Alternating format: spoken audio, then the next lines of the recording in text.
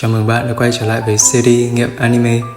Trong tập trước của Golden Time, Banri và Mitsu đã chấp nhận lời đề nghị với công việc bồi bàn tại một bữa tiệc sinh nhật cùng với chị Nana và Linda. Tại đây, mọi người đã cùng nhau hòa vào không khí rực rỡ và vui nhộn trong những bộ đồ hóa trang nhiều màu sắc. Tiếp tục công việc vì được khích lệ rằng làm bồi bàn thì phí của rời và được thêm cả tiền boa.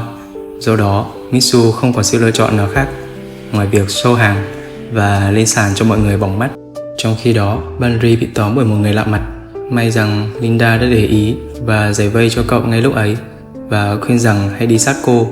Trời cũng đã khuya, Coco vì lo lắng và đến tận phòng của Banri tìm cậu.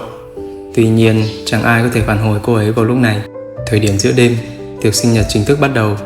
Banri và Mitsu cũng đã hết mình và bị cuốn vào bữa tiệc, trở thành một cỗ máy làm việc với tinh thần vô cùng hăng say. Khi ấy, Banri không biết rằng Coco vẫn liên tục tìm cậu và nhắn tin hỏi thăm. Thời điểm ấy đã là 1 giờ sáng. Banri và Linda đi chung. Do thấy sự đẹp đôi giữa họ, mọi người cùng quay lại để chụp ảnh. Tồi tệ thay, trong khi tạo dáng chụp ảnh, Coco bằng cách nào đó đã tìm tới được bữa tiệc và chứng kiến toàn bộ sự việc. Cô ấy không kìm nổi cảm xúc, tiện tay hất thẳng ly nước vào Banri với gương mặt vô cùng tức giận.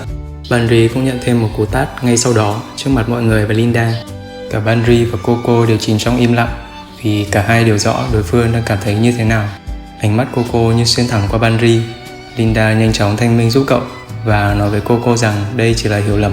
Chị Nana kéo Linda ra khỏi đó. Banri cũng đưa Coco trở về phòng hậu trường để nói chuyện với cô ấy. Vì còn trong giờ làm, cậu mong Coco kiên nhẫn về phòng đợi cậu sau khi xong việc và hứa sẽ giải thích rõ ràng mọi chuyện. Coco trở về mà không nói gì thêm sau đó. Quay trở lại làm việc, Banri không khỏi lo lắng về chuyện vừa rồi, nhưng cậu vẫn phải hoàn thành trọn vẹn để về với Coco. Dù nhận được tiền thưởng, nhưng cậu cũng nghĩ rằng chuyện tiền nong không còn quan trọng bằng Coco vào lúc này. Trên đường trở về, cậu xem qua những tin nhắn mà Coco đã gửi trước đó khi vẫn đang tìm cậu. Màn hình hiển thị hàng loạt tin nhắn từ cô ấy. Ắt hẳn, cậu nghĩ rằng lần này bản thân đã mắc phải một sai lầm tai hại. Một người mãnh liệt trong tình yêu như Coco chắc hẳn đã suy nghĩ đủ điều, làm mọi cách để tìm ra cậu trong tình trạng hoang mang và lo lắng. Trở về phòng, Coco lên tiếng xin lỗi trước vì đã hất đồ uống và đánh cậu mà không kiểm soát. Banri lập tức xin lỗi lại vì trong chuyện này cậu là người có lỗi nhiều hơn, đặc biệt là khi cậu đã nói dối Coco và đi làm thêm, dù cô vốn không đồng ý với chuyện đó. Nhưng suy cho cùng, Banri vẫn thành thật rằng cậu muốn làm vậy là để có tiền đưa Coco đi chơi, muốn mình không bị phụ thuộc vào năng lực kinh tế của bạn gái vì cậu là một người đàn ông. Hơn nữa, cậu cũng chỉ tình cờ gặp Linda khi đi làm cùng địa điểm và vì trách nhiệm công việc nên mới bị cuốn vào những tình huống không mong muốn. Chỉ ít rằng mọi chuyện vẫn chưa đi quá xa. Banri chân thành xin lỗi và mong Coco tha thứ cho cậu lần này. Tuy nhiên, còn một lý do khác khiến Coco vẫn chưa nguôi ngoai. Đó là tấm hình chụp chung giữa Banri và Linda thời học phổ thông. Banri cũng biết cậu không thể giấu Coco, dù nói ra có thể khiến Coco cũng lo lắng hơn. Vào lúc này, một lời giải thích rõ ràng vẫn tốt hơn là một bí mật vẫn bị che giấu. Banri giải thích thẳng thắn rằng cậu và Linda vốn quen nhau trước khi cậu bị mất ký ức. Nhưng khi gặp lại nhau thì Linda lại vừa như không quen biết cậu. Điều cậu muốn giấu thực ra vốn không làm Coco phiền lòng, mà lại chính là việc cậu cảm thấy tội lỗi. Điều này thực ra sẽ không tồn tại nếu như Banri kia đã ra đi vào ngày ấy, ngày mà cậu ngã từ trên cây cầu xuống. Nhưng ở thời điểm hiện tại, có thể nói rằng ký ức ngày xưa của Banri đang có dấu hiệu quay trở lại. Cậu cảm thấy tội lỗi là vì một phần trong cậu vẫn còn nhớ tới Linda và muốn quay lại với cô ấy. Và Banri hiện giờ sẽ có lỗi nếu cậu ấy dần có suy nghĩ như vậy.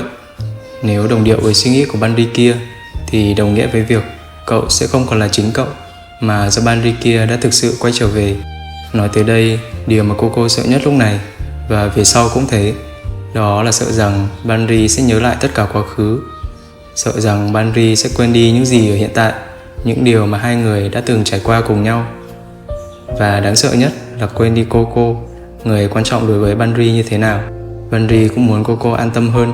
Cậu quyết định gặp Linda để nói rõ mọi chuyện, rằng hai người tốt hơn là nên rõ ràng về mối quan hệ hiện tại, rằng hai người nên giữ khoảng cách sẽ là lựa chọn tốt nhất. Nhưng trong phút chốc, nội tâm Banri lại tiếp tục giằng xé. Nửa kia của cậu vốn dĩ không thể chấp nhận chuyện Banri phải rời xa Linda, vì cậu ấy đã luôn tìm kiếm Linda. Cậu ấy muốn quay về với Linda hơn bao giờ hết. thật phũ phàng, nhưng chọn cách đoạn tuyệt với quá khứ của mình là điều mà Banri nghĩ rằng cậu nên làm vào lúc này. Dù không muốn, nhưng Linda cũng không trách hay thắc mắc với Banri, vì cô cũng biết cậu còn con đường phía trước với người mà cậu yêu thương để tiếp tục với tương lai của cậu, thay vì phải tiếp tục day dứt cùng quá khứ với cô ấy. Việc Banri phải làm tròn bổn phận của mình với Coco là điều tất yếu. Linda cũng không gượng ép cậu điều gì và chọn cách tiếp tục ủng hộ Banri. Như vậy, tập 12 đã kết thúc sau những drama căng thẳng và kịch tính. Liệu rằng Banri kia có tiếp tục giằng xé nội tâm cùng với Banri hiện tại, sau khi Linda đã chấp nhận với Banri rằng cô sẽ coi mối quan hệ giữa hai người chỉ là tiền bối và hậu bối? Hãy cùng đón chờ diễn biến trong các tập tiếp theo của Golden Time nhé! Nếu bạn thấy series này thú vị, hãy nhấn nút like để ủng hộ mình và đăng ký kênh để không bỏ lỡ các video mới nhất nhé! Xin chào và hẹn gặp lại!